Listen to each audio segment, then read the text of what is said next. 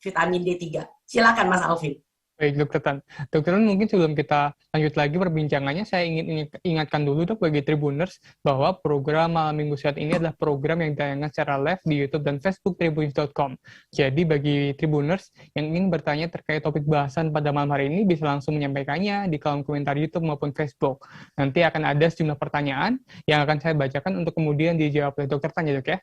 Ya, Kita monggo. kembali lagi dok ke topik bahasan. Tadi ada 2 subtopik yang belum kita bahas ya dok ya, terkait olahraga dan juga ini sinar matahari. Saya tertarik untuk membahas sinar matahari dulu dok, karena memang ini selama pandemi ini cukup menjadi sesuatu yang cukup menjadi perhatian masyarakat ya dok ya, untuk berjemur ini dok.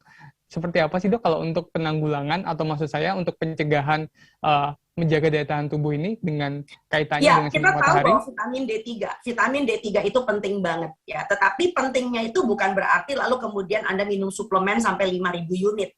Ya, karena Anda harus pikirkan juga bahwa banyak sekali anjuran-anjuran overclaim, anjuran-anjuran yang sifatnya bombastis dari beberapa orang termasuk nakes yang mengatakan minum vitamin D3 sampai 5.000 miligram, 5.000 unit ya.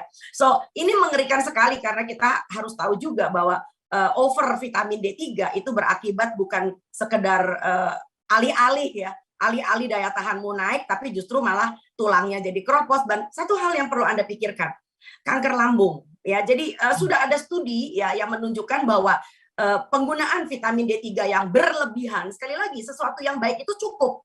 Orang Jawa mengatakan singsak matyo, singsak sembodo gitu loh ya. Tapi begitu gaspol, apalagi ini sifatnya bukan berasal dari sumber yang aslinya, tetapi dari suplementasi, maka ada orang yang sudah meneliti, maka risiko kanker lambung itu akan meningkat. So, jadi hati-hati, dan Anda nggak kena kanker besok sih, itu yang jadi masalah. Ya, tapi who knows, karena penelitiannya sudah ada. Jadi itu gunanya kenapa kita harus mempunyai updates, ya, suatu pengkinian. Nah, sekali lagi bicara tentang matahari, kita bicara tentang vitamin D3.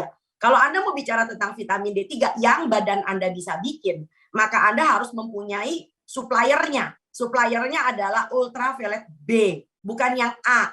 Nah, ini kebanyakan kesalahan orang itu, banyak orang itu berpikir bahwa pokoknya sing mataharinya no, kalau udah ada itu sami mawon, boten ya. Jadi artinya kalau Anda berjemur jam 7 pagi, ya jam 7:30, maka itu yang baru ada adalah ultraviolet A. Ya, ultraviolet A itu gelombangnya panjang. Jadi kita punya A, B, dan C. Nah, ultraviolet A itu gelombangnya panjang. Jadi ketika subuh matahari menyingsing itu A, kalau selama Anda bisa melihat istilah wong Jawa sengengene wis muncul mataharinya sudah ada, so itu adalah ultraviolet A. Sampai maghrib, ya itu ultraviolet A. Jadi kemanapun kalau selama ada matahari itu adalah ultraviolet A. B ini unik. Nah, B ini gelombangnya jauh lebih pendek daripada si A. Jadi Anda harus tunggu mataharinya sedikit naik ya, dan memang betul jam 10 itu udah panas banget, apalagi kalau nggak lagi musim hujan. Nah, yang kita inginkan adalah bukan Anda berjemur sampai gosong, itu lebay. Ya, saya nggak setuju banget, tolong digarisbawahi. Ada orang sampai kayak setengah bugil di gang-gang rumah gitu ya, sampai ada orang spesial gelaran di lapangan, itu buat saya lebaynya luar biasa ya. Jadi Anda barangkali cuma butuh 5-10 menit ya kan, dan tolong diingat yang Anda butuhkan adalah ultraviolet B. Nah, ultraviolet B oleh kulit akan diterima menjadi ada semacam dengan kolesterol Anda. Kita gunanya kenapa kita punya kolesterol. Maka Anda mempunyai kemampuan untuk di dalam liver dan ginjal mengubah si ultraviolet pro vitamin D3 menjadi vitamin D3. Nah, ini yang menarik. Nah, vitamin D3 ini yang kita pakai sebagai cara untuk meningkatkan kekebalan tubuh. Tapi sekali lagi, vitamin D alone ini sudah ada penelitian dari Harvard ya. Jadi vitamin D saja itu tidak mungkin bisa menangkal COVID-19 ya. Jadi Anda harus berpikir bahwa yang saya bilang tadi 5 itu adalah suatu keseluruhan, kontribusi yang sifatnya komprehensif untuk membuat Anda mempunyai kekebalan tubuh yang baik.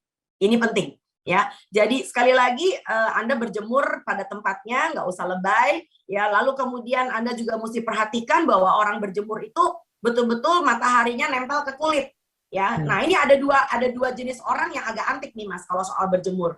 Ada orang yang mengatakan saya nggak mau kena matahari takutnya panas ya. Lalu kemudian dia nempel di kaca. Karena apa? Itu ruangannya pakai AC, tak nyala no AC-nya, lalu saya nempel di kaca, kan mataharinya masuk. Tolong diingat, yang masuk itu adalah yang nyampe ke kulit Anda ultraviolet A. Ultraviolet B tidak bisa tembus kaca dan tidak bisa tembus baju. Itu penting ya, karena dia bukan X-Men. Ya, jadi mataharinya betul-betul harus nyampe ke kulit Anda. Nah, satu hal lagi yang disebut dengan UVC, ultraviolet C. Ultraviolet C itu tidak pernah nyampe ke muka bumi. Jadi Anda nggak usah pikirkan. Karena betul-betul gelombangnya super pendek sampai UVC itu tidak mungkin nyampe ke permukaan bumi. Nah, tetapi manusia bisa membuat secara artificial UVC. Dan ini yang kerap kali Anda suka pakai untuk melakukan sterilisasi alat-alat ya, UVC.